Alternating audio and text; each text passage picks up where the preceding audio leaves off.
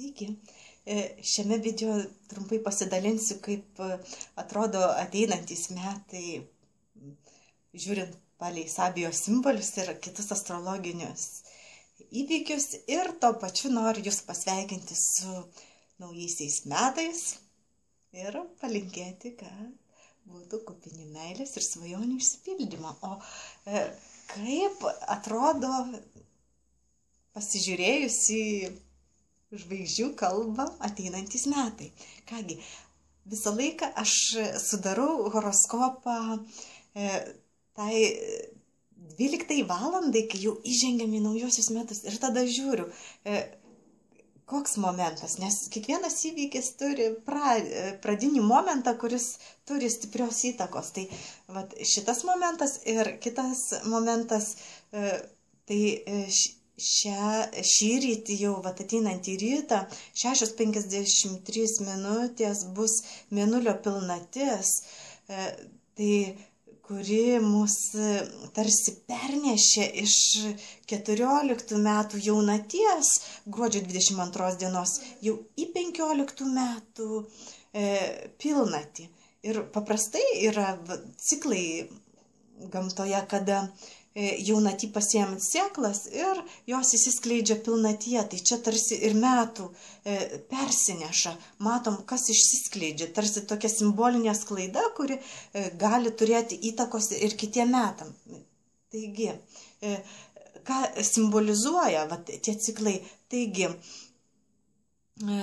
gruodžio 22 dienos Saulės ir Mėnulio jungtis įvyko pirmajam ožiaragio laipsnyje, kuris simbolizuojamas lyderystės, kad yra labai svarbu mums prisiimti lyderystę už savo gyvenimą, už savo tikslus, už viską, kas su mumis vyksta. Vėlgi, kaip tą lyderystę prisimti, tai mums užuominas kalbėjo Saturnas, ožiaragio valdovas. Saturnas tuo metu buvo pačiam paskutiniam Skorpiono laipsnyje. O tas paskutinis Skorpiono laipsnis yra susijęs su alchemija, su virsmu, perėjimu į naują aukštesnę kokybę, nes į šaulį pereina. Visada šaulys yra aukštesnė kokybė. Tai yra, kai mes praeinam virsmą po Skorpiono išbandymų, situacijų, tokių sudėtingų, įtemptų, mes išsinešam išmintį, patyrimą, praėję tuos virsmus, bet kuriuo atveju mes esame aukštesniai kokybei. Ar tai būtų materialiai, ar dvasiškai, ar išmintimi, bet kuria prasme mes galų gale esam aukščiau virš tų situacijų, kurias praėjom, mes jau stipresni. Tai va čia yra šitos temos, kad ir vis tik tai prisimti jėgą, padaryti dvasinį virsmą. Tas magiškas laipsnis paskutinis, tai Skorpiono, kad mes padarę virsmą viduje, stiprų virsmą, stipriais pasirinkimais, savo jėgą prisimant, kad aš esu atsakingas, aš už visas situacijas, mes iškart pakylam aukštyn. Tai va, tos aktualios. Ir toliau šitos sėklos atsineša jau šią pilnatį, kuri bus šį rytą. Ką kalba pilnatis? Saulė pusė kelio praėjusio ožiaragio ir Mėnulis opozicijoje, kaip pilnatis. Reikia dabar suderinti šitus polius. Tai, vat, kaip du mylimieji Saulė ir Mėnulis susijungia, pasėjo sėklas, viltis, planus, dabar jie opozicijoje. Suderint, vat, kažkokie pirmi prieštaravimai įvyko, ar ne, tos jungties. Tai ožiaragis vėlgi tikslai, pagrindiniai dalykai, Mėnulis vėžį, kur yra namai, šeima, minkšta emocijos. Kaip suderinti visą tai, kaip suderinti tą vidų ir tuos šaltesnius tikslus, išorinius, tarsi kaip ar šaltesnius, bet tikslus, tai ką reikia pasiekti ir su tuo minkštumu, kuris yra viduje emocijos. Tai va čia pagrindiniai dalykai suderinti, maža to. Kaip žinome, jau senai vyksta nuo 2012 vis Plutono-Urano kvadratūra kardinaliuose ženkluose šiuose. Tai kai mūsų situacijos jau yra tiek pribręsta, kad priverčia veikti. Taigi, didelė jėga, dideli virsmai, dideli pasirinkimai veikti. Veikti, nes kitą kartą esam priversti veikti, kai jau nebegalim atlaikyti tų situacijų, kurios yra pasenę, nebeefektyvios, bet komfortas, tiesiog patogu mums eiti taip kaip yra.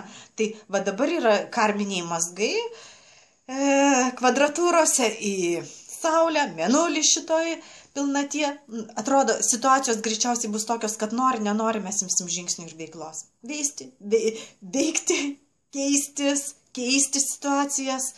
Tai susijęs ir su verslumu, su meile, su santykiais, su savo pagrindiniais tikslais, su šeima, namais. Pagrindiniam iš tiesų vertybėm, kertiniam ir aišku siektinybė yra harmonijos siekti, nes karminiai evoliuciniai mazgai yra svarstyklėse. Tai yra ir meilė, harmonija, grožis, kūryba. Vėlgi prisiminkime, kad visus metus beveik visus metus iki praktiškai rugsėjo Jupiteris yra liūtė. Tai vėlgi kūryba, meilė, džiaugsmas gyvenimu yra pagrindiniai dalykai, kuriuos norima išskleisti. Plius tai, kad šioj pilnaty Lietuvoje ir kyla šaulys, kurio valdovas Jupiteris. Beje, Jupiteris liūtė laipsnyje susijusiame su misija, kad labai svarbu savo misijos ieškoti. Kas yra pagrindiniai dalykai? Kaip skleisti mums tą kūrybą, meilę? Kas yra po tuo dar giliau? Vėlgi, ir kas buvo tokio svarbaus naujametinės nakties sutikimo įžengimo į 15 metus? Venera buvo tame pačiame laipsnyje, kaip ir pernai naujųjų sutikime. Tik pernai jinai buvo retrogradinė, einanti atbulai, peržiūrinti situaciją susijusią su meile, vertybėm, grožiu. Tai tarsi ir greičiausiai santykių buvo visokių situacijų ir dėl pinigų, ir dėl meilės, kai sutikome iš situacijas iš praeitų gyvenimų, kad išspręsti, kad per naują jas peržiūrėti, pervesti naują kokybę. Ir dabar, kaip įdomiai duoda visą tą, kad Venera vėl bus tam pačiam laipsnė, tik jau nebe retrogradinė. Reiškia, mes kažkaip adekvačiai tas situacijas galėsim peržiūrėti šiais metais.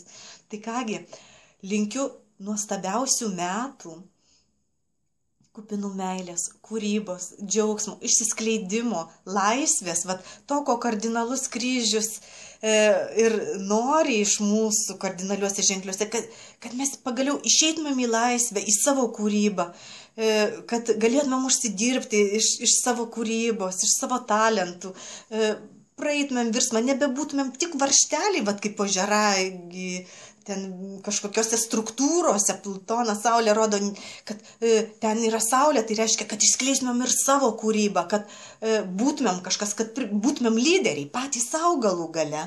Tai, linkiu išsiskleidimo, tos vidinės kūrybos, meilės, džiaugsmo gyvenimuose visada ir ateinančiais metais. O kas norit savo asmeninio horoskopo pasižiūrėti, ką jums žada ateinantys metai, tai mano kontaktai yra mano puslapį www.žvaigždėskalba.wordpress.com. Laimingų metų!